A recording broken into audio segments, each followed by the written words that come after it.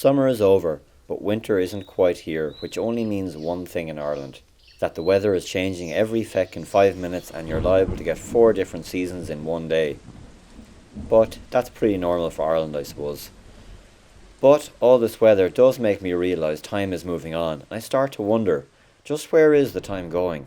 How is it possible that everything is moving so fast? And just what exactly did I do all summer? Let's try to remember.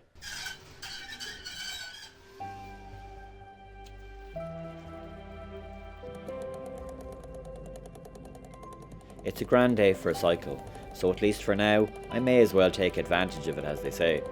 Everyone knows making any kind of art is hard, but no one talks about how stupid you feel when you are doing it, and how wondering if there's any point to what you're doing at all is a 24/7 concern. I think it's important to try and keep track of what I'm doing, to make sure I'm going in the right direction, so to speak. Let's call this video, What Did I Do This Summer?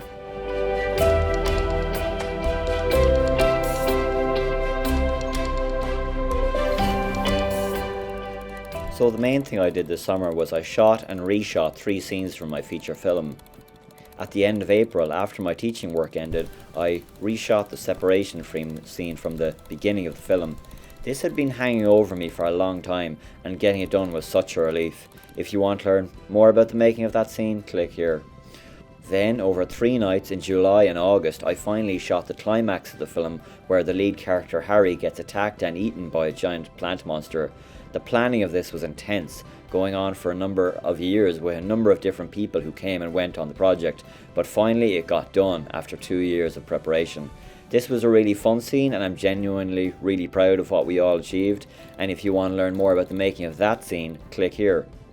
Finally in August then, I also reshot Sarah's work scene, and that was also so good to have gotten finished. It was the smallest of the 3 scenes, but it mattered to me. It was a chance to explore that character more, and I just couldn't let it go. If you want to learn more about the making of that scene, click here.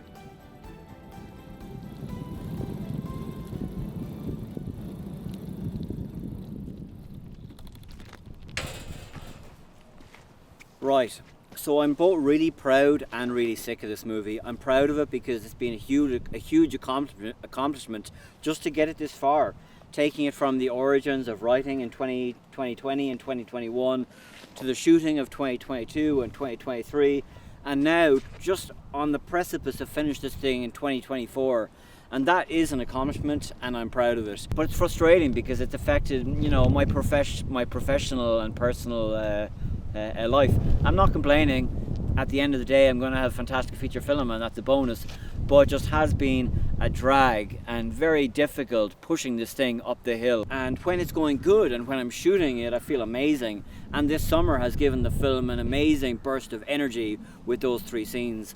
And so really, I need to capitalize on the energy that I have now with this project from those 3 scenes that I shot this summer. Because when it's going well and we're getting scenes in the bag, then it feels fantastic. But when the film has slowed down and we've been missing, for example, cash to go forward, and I've waited often weeks to get cash from overdue jobs. But when I have that cash and the film can move forward, it's great. But when I don't have the cash and the film stalls, it's obviously very frustrating. But like I say, I'm focusing on the positives. I'm focusing on that I've had a very productive summer, and now I want to move forward, take the project out of limbo where it feels like it's been for just so long, and move forward and get the project done. It's often felt so overwhelming and stressful at times, and really I'm amazed that we've even gotten it this far. But we are here, that is the key thing. And I just need to get over this idea that, I feel sometimes that if the film fails, I'm a failure. So I need to get over that feeling. And the only way I feel I can get over that feeling, and the best way of getting over, obviously, is just to finish the film, get on with it now. There's no reason to wait any longer for anything. And just get this film done and out of here.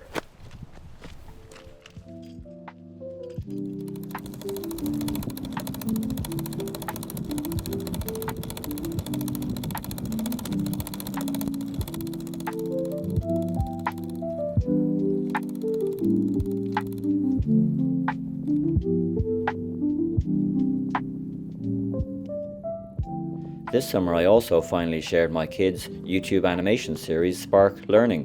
I created this last year from September to May, and I created 8 episodes in total, and there is still actually one more episode to come. I just haven't gotten around to finishing it.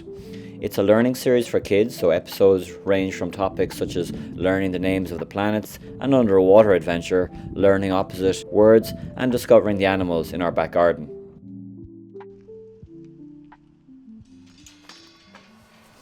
Right, so I'm actually really passionate about this show, and I'm really glad I made it. And I didn't just make it for the sake of making something which was different stylistically or tonally. I'm actually really passionate about it, about kids content and kids entertainment.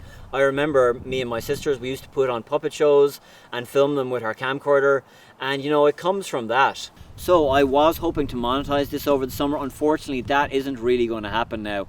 I'm just out of time. I could obviously put some money into advertising and get my viewing hours up that way, but really I think between now and Christmas my money, and more importantly my time, really needs just to focus on this film and getting it done. And Spark Learning, that has been pretty much a priority in terms of sharing it over the course of the summer. But now that needs to take a back seat to pushing the film forward now and really getting it done. Of course, doing something so stylistically different and tonally from the film has been super helpful. So while the film has stalled and not been able to go forward, it's been great to be able to go back to Spark Learning and work on this series and complete it episode by episode. Completing things as a filmmaker, as any kind of artist, is so important for your well-being and health, and you know, your ability to move forward onto the next project. There's nothing worse than feeling stagnant on a project which is just too big or isn't moving forward for whatever reason.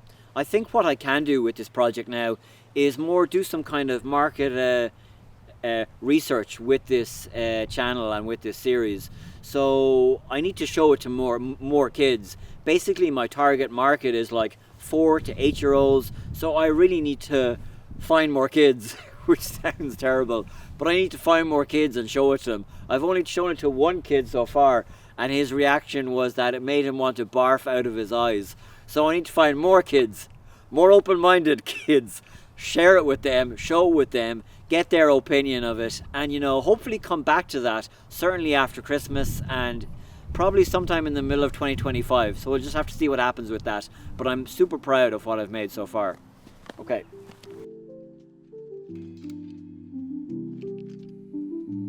Also this summer, whenever I've had time, I've worked hard to develop this YouTube channel to try and promote my work and document my journey. This summer I managed to make 8 videos to try and keep track of what I'm doing and be honest about where I've succeeded and where I failed.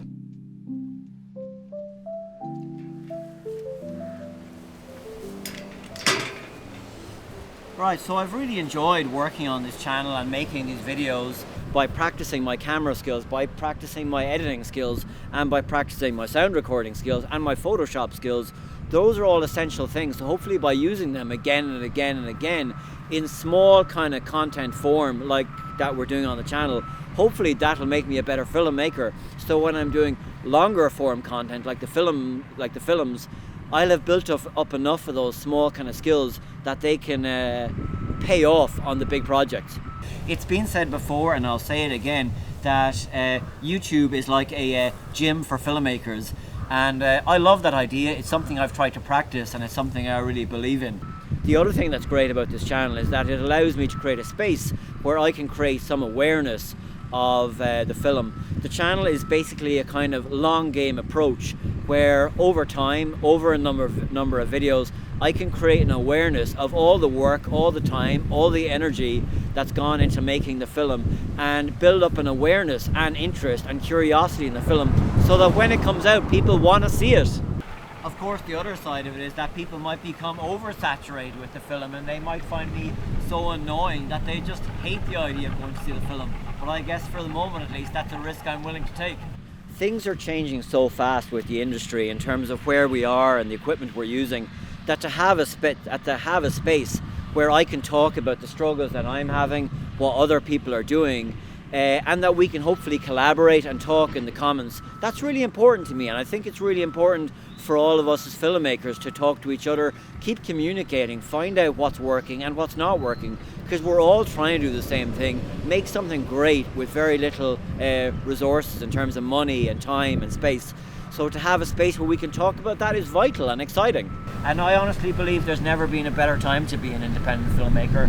I recently saw Swingbout in cinema, I recently saw Oddity in cinema.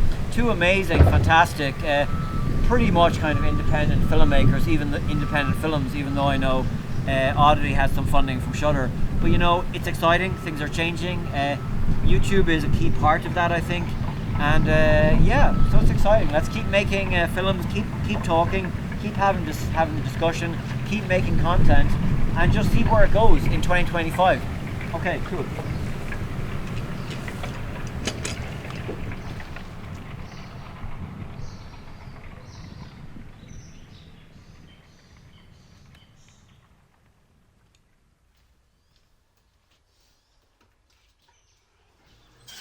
So, if there's one thing that I've learned from that cycle, it's that I'm really, really not fit.